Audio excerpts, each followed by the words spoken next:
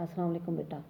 अच्छा, आज home economics का जो हमने चैप्टर पढ़ना है चैप्टर नंबर 6 रोगनियात या चिकनाई यानी फ़ैट। अब इसके नाम से भी आप लोगों को पता चल जाएगा कि कौन कौन सी ऐसी ग़िज़ाएँ हैं जिसमें फ़ैट या चिकनाई पाई जाती है। और ये मुश्किल भी नहीं है, आप आसानी से याद कर लेंगी। कार्बोहाइड्रेट्स के बाद ये बहुतात में इस्तेमाल होने वाली ग़िज़ाएँ हैं जिनमें घी है, मक्खन है, मलाई है, तेल वगैरह, जिनमें सारी चिकनाइयाँ शामिल होती हैं। ये वो ग़िज़ाएँ इसमें शामिल होती हैं। अब कीमियाई साख के अतबार से रोगनी मरकबात में कार्बन है, हाइड्रोजन, ऑक्सीजन के कीमियाई अनासर पर मुश्तमिल होते हैं जो मुख्तलिफ रोगनी मरकबात में मौजूद अनासर से मौजूद होते हैं और इनके हज़म होने के अमल पर असरअंदाज होते हैं। हर रोगनी ग़िज़ा और अज्जा का मरकब होती है। रोगनी ग़िज़ाओं का हज़म होने के लिए इन्हीं दो अज्जा में तकसीम होना ज़रूरी है। यानी सबसे पहले क्या है, ग्लिसरॉल है, फिर आगे है फैटी एसिड है। रोगनियात की तबई इकसाम आम मुशाहदे की बात है कि चंद रोगनी ग़िज़ाएँ आम दर्जा हरारत पर ठोस, सख्त और जमी हुई हालत में पाई जाती हैं, जिनसे जैसे चर्बी, घी, देसी और बनास्पति मक्खन वगैरह। जबकि चंद रोगनी ग़िज़ाएँ माया और रकीक हालत में होती हैं, मसलन किसी भी किस्म का तेल होता है। अब बाज़ चीज़ें जो हैं, जैसे ऑयल है, किसी भी किस्म का, कोई भी किस्म का तेल जो है वो रकीक हालत में होता है, और ये चर्बी जो है, देसी घी है, ये बनास्पति घी है, ये ठोस हालत में होता है। ग़िज़ाओं के ठोस या स्याल होने का इंसार इनमें मौजूद कार्बन और ऑक्सीजन के मुताबिक हाइड्रोजन के तनासब से है। इस लिहाज से रोगनियात दो किस्म की होती हैं।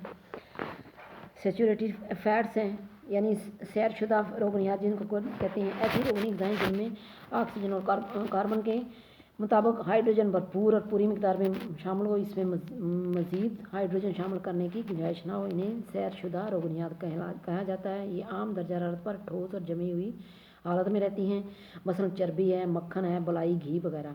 नारियल तेल और पाम ऑयल के अलावा बाकी तमाम सैरशुदा रोगनियात हमें हैवानाती ज़राए से हासिल होती हैं।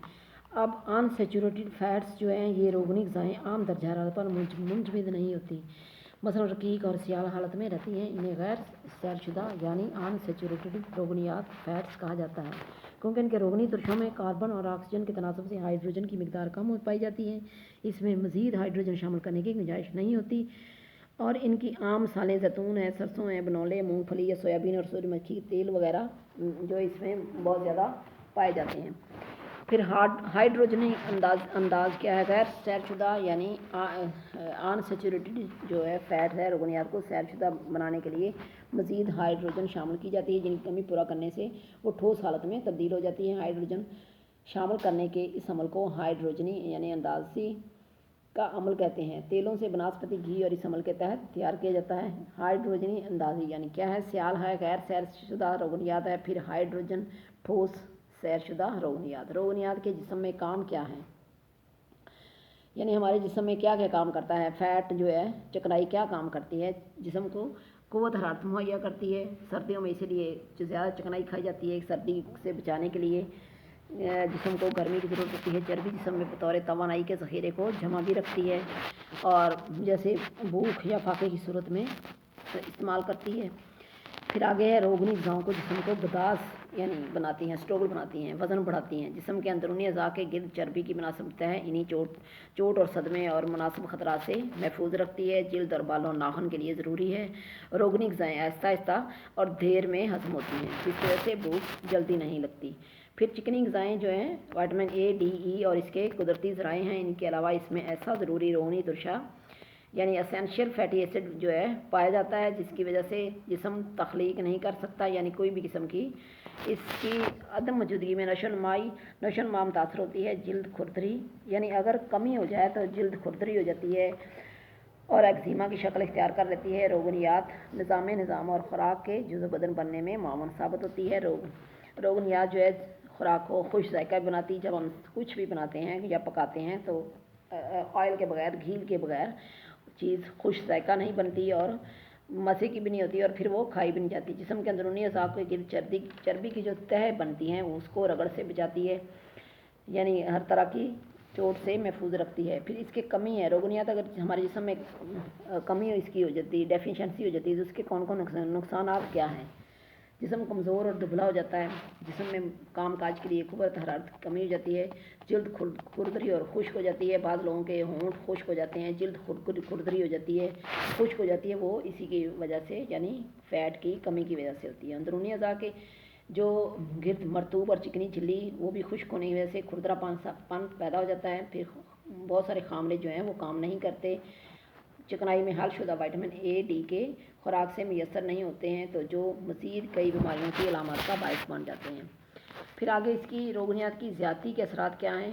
یعنی اگر حیوانی چکنائی جو ہے ایک کولسٹرول نامی مادہ ہوتا ہے جو خون کی شریانوں کی دیواروں میں جمنے لگتا ہے. اگر زیادہ یعنی ہم چکنائی کھاتے ہیں تو وہ خون کی شریانوں میں جمنے کی وجہ سے کئی مہلک بیماریوں کا شکار انسان ہو جاتا ہے جس کی دل کی تکلیف ہو جاتی ہے اور بلڈ پریشر جو ہے اس کا بڑھ جانا یہ بھی ایک خرابی پیدا کرتا ہے. یعنی زیادہ کھانے سے بھی چکنائی نقصان دہ ہے. خون جو زیادہ یعنی چکنائی کی زیادتی دوسرا یہ ہے کہ خون جو ہے وہ گاڑھا ہو جاتا ہے اور بعض کا نہایت چھوٹے ذرے کی صورت میں لوتھڑا یعنی کلوٹس بن جاتے ہیں جو شریانوں میں پھنس جاتے ہیں اور انسان کو فالج کا اٹیک ہو جاتا ہے یا ہارٹ اٹیک ہو جاتا ہے, ہارٹ فیل ہو جاتا ہے. پھر کاربوہائیڈریٹ اور پروٹین کے مقابلے میں دگنی سے زیادہ حرارت فراہم کرنے کے باعث اس سے بدن میں ضرورت سے زیادہ اضافہ ہو جاتا ہے, موٹا ہو جاتا ہے, جسم بھدھا ہو جاتا ہے. اور جو موٹاپے کی بیماری یعنی اوبیسٹی کہتے ہیں, موٹاپے سے نہ صرف شخصیت بدوضع اور غیر دلکش ہو جاتی ہے بلکہ بہت ساری بیماریاں بھی لاحق ہو جاتی ہیں. اس لیے موٹاپے کو بیماریوں کی جڑ کہا جاتا ہے. بلڈ پریشر یعنی دل کی تکلیف, جوڑوں کی تکلیف, یہ ساری بیماریاں پیدا ہو جاتی ہیں. اب آگے اس کا روگنیات کی جامعہ ضرورت ہے. یہ اس کی تصویر میں آپ کو نہیں دیا ہوا لیکن کتنی ضرورت ہونی چاہیے ہمیں, کتنی تقریباً 70 سے 80 گرام چکنائی ہماری خوراک میں شامل ہونی چاہیے. اس کے ذرائع کون کون سے ہیں. یعنی حیوانی ذرائع ہیں, نباتاتی ذرائع ہیں جو پیچھے آپ نے پڑھا ہے, صرف وہی ہے. آگے آپ کو ڈیٹیل میں آپ خود پڑھ لیں. ٹھیک ہے, اللہ حافظ. آپ کا یہ چیپٹر ہو گیا مکمل, یعنی روگنیات والا آج مکمل ہو گیا. اللہ